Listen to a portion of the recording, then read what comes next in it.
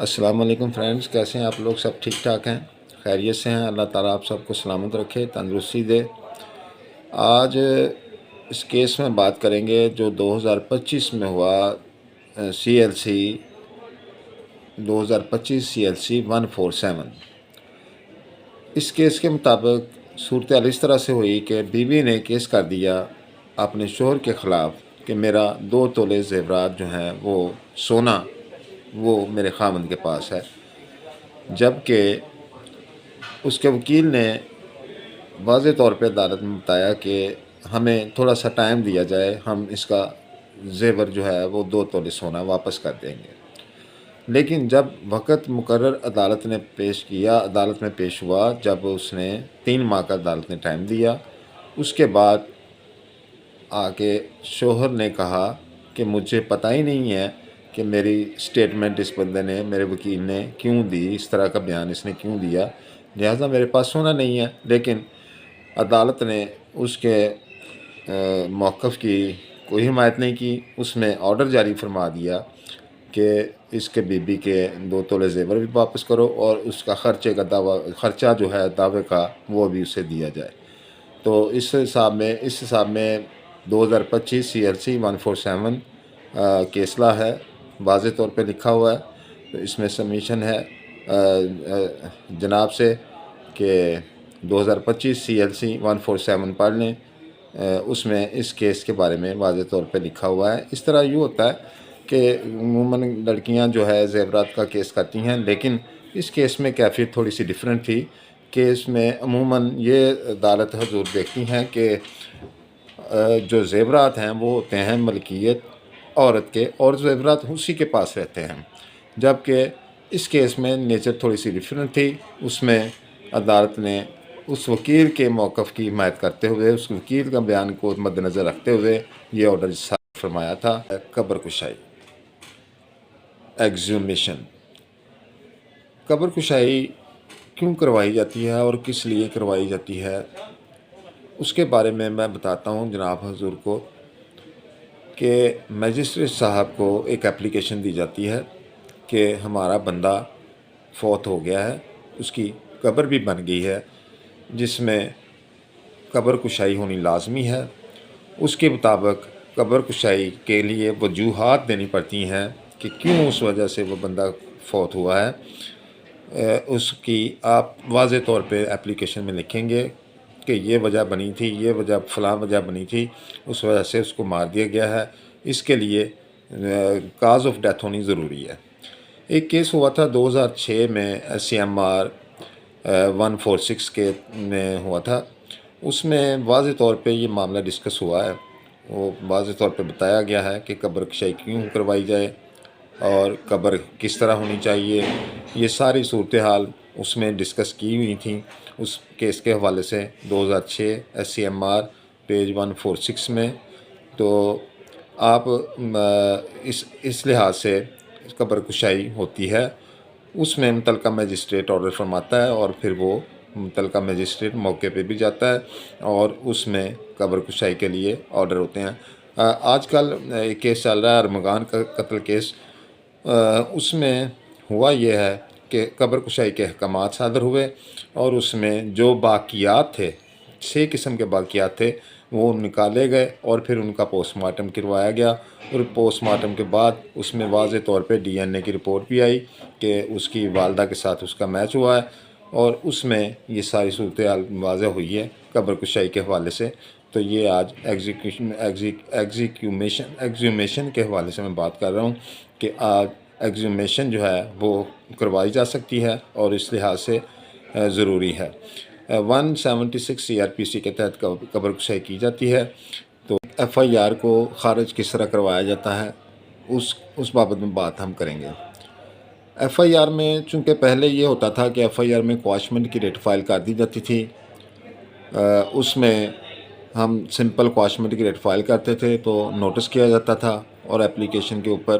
Writ petition کے اوپر وہ FIR اگر مناسب ہو تو عدالت حضور حکم فرماتی تھی تو ہائی کورٹ سے FIR خارج ہوتی تھی۔ لیکن اب اس طرح نہیں ہوتا، اس کی پہلے اپلیکیشن دینی پڑتی ہے، اس کی اپلیکیشن دے کے جھوٹی FIR ہے، جو بھی ہے وہ سارا کوائف وہ بتائیں گے، پوری حقیقت بتائیں گے عدالت اپلیکیشن کے اوپر، اور اس کے بعد متعلقہ DPO جو آفیسر ہوتا ہے ان کا، ہائی رینک کا آفیسر ہوتا ہے، پولیس آفیشلز، تو اس کو اپلیکیشن دینی پڑتی ہے، تو وہ پھر اس کے بعد بھی اگر وہ FIR خارج نہیں کرتے تو پھر ہم ہائی کورٹ میں ریٹ کرتے ہیں بصورت دیگر۔ ہائی کورٹ میں پہلے یہ ہوتا تھا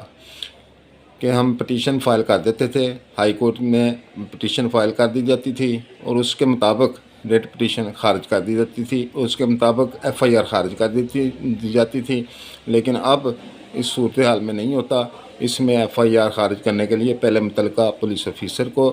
اپلیکیشن دیں گے، متعلقہ IO کو دیں گے، متعلقہ جو بھی انویسٹیگیشن آفیسر ہے DIG تک اپلیکیشنز ہوں گی، اور اس کے بعد اس کا فیصلہ فرمایا جائے گا۔ اگر پھر بھی FIR نہیں خارج ہوتی تو پھر آپ ریٹ پٹیشن ہائی کورٹ میں دائر کریں گے اور اس کے تمام متعلقہ کاغذات ہائی کورٹ کی ریٹ پٹیشن میں لگائیں گے۔ تو صورتحال واضح طور پہ کر دی گئی ہے کہ ریٹ پٹیشن اب ڈائریکٹ ہائی کورٹ میں کواشمنٹ نہیں جائے گی۔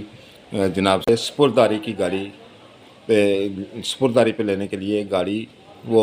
کون سی گاڑی لینی چاہیے؟ سپرداری پہ گاڑی جب بھی آپ نے لینی ہے تو پہلے چیک کر رہے ہیں آپ کہ گاڑی 550 میں نہ ہو۔ 550 میں اگر سپرداری کی گاڑی لیں گے تو اس میں بہت سارے مسائل ہوں گے، کٹ اینڈ ویلڈ ہوگی، اور بھی بہت سارے مسائل ہوتے ہیں، جس طرح ذکر کر رہا ہوں میں اس طرح آپ نے گاڑی نہیں لینی۔ جو گاڑی مقدمہ نمبر ہو، اس میں FIR موجود ہو، اس میں 420 468 471 TPA میں گاڑی مطلوب ہو، وہ گاڑی آپ نے ہمیشہ خرید لینی ہے۔ اس میں کوئی قدغن نہیں ہے، خریدنے میں کسی قسم کا کوئی معاملہ نہیں ہوگا۔ تو یاد رکھیں کہ 550 والی گاڑی جو ہے وہ آپ نے نہیں خریدنی، 420 468 471 TPA والی گاڑی خریدنی ہے۔ اس زمانے میں بتا رہا ہوں، آپ سبمیشن ہے آپ لوگوں سے، سنیے گا، توجہ رکھیے گا۔ آفینسز کی مائنر آفینسز میں جو جرائم آتے ہیں ان کے مطابق جرم زیر دفعہ 188 آتا ہے، 216 آ گیا، اس کے علاوہ 148 آ گیا، 149 آ گیا، 109 آ گیا، 420 آ گیا، 34 سیکشن آتے ہیں۔ یہ تمام آفینسز ہوتے ہیں، یہ مائنر آفینسز میں آتے ہیں، جبکہ دیگر جرائم 420 ہو گیا، 468 ہو گیا، 471 ہو گیا، وہ آفینسز ان میں نہیں، مائنر آفینسز میں نہیں آتے، وہ میجر آفینسز میں آتے ہیں۔ تو اس صورتحال میں جو مائنر آفینسز ہوتے ہیں اس میں عدالت حضور جو ہے وہ لینیٹ ویو لیتی ہے، جبکہ دیگر جرائم جو ہوتے ہیں ان میں باقاعدہ ثبوت و شواہد کے بعد اور پوری بحث سننے کے بعد، پورے آرگومنٹ سننے کے بعد عدالت فیصلہ فرماتی ہے کہ یہ ضمانت لینی ہے یا نہیں لینی، یا بندے کو بری کرنا ہے یا نہیں کرنا، سزا دینی ہے۔ وہ ساری صورتحال اس میں آتی ہے جو آفینسز مائنر نہیں ہوتے۔ تو آج ہم نے مائنر آفینسز کے بارے میں بتایا۔ آج ہم آپ کو بتائیں گے کہ سفری ریمانڈ کیا ہوتا ہے۔ سفری ریمانڈ اس صورت میں دیا جاتا ہے جب کوئی بندہ ایک FIR جس کے خلاف ہوئی ہے کسی دوسرے شہر میں، فرض کریں کہ لاہور میں ہوئی ہے FIR، لیکن وہ بندہ اس سے گرفتاری سے بچنے کے لیے کسی دوسرے شہر میں چلا جاتا ہے، یا کراچی میں چلا جاتا ہے، یا کوئٹہ میں چلا جاتا ہے، کسی اور شہر میں وہ بندہ جا کے رہتا ہے، تو وہاں کی پولیس اسے گرفتار کرتی ہے۔ تو اس کو گرفتار کرنے کے بعد چونکہ وہ متعلقہ مجسٹریٹ میں پیش کرنا ہوتا ہے، اس میں قانون ہے 24 گھنٹے کے اندر لازمی مجسٹریٹ کے سامنے پیش کیا جائے، اس لیے اس کا ریمانڈ سفری لیا جاتا ہے کہ وہ بندہ گرفتار ہونے کے بعد اسی کورٹ سے، اسی شہر سے پھر وہ متعلقہ مجسٹریٹ کو پیش کرتے ہیں، اور اس کے بعد پیش کرنے کے بعد پھر متعلقہ جو اس کی FIR کا شہر ہوتا ہے اس میں لایا جاتا ہے، اس کے مطابق 1 دن کا سفری ریمانڈ دیا جاتا ہے۔ اس کے بعد میں جب عدالت جو مناسب سمجھے، چاہے جوڈیشل کر دے، حوالات میں بھیج دے، یا پھر اس کا ریمانڈ دے، وہ عدالت پھر متعلقہ مجسٹریٹ اس کو دیتا ہے۔ یہ ہوتا ہے سفری ریمانڈ۔ جناب سے اجازت چاہتا ہوں۔ اللہ حافظ۔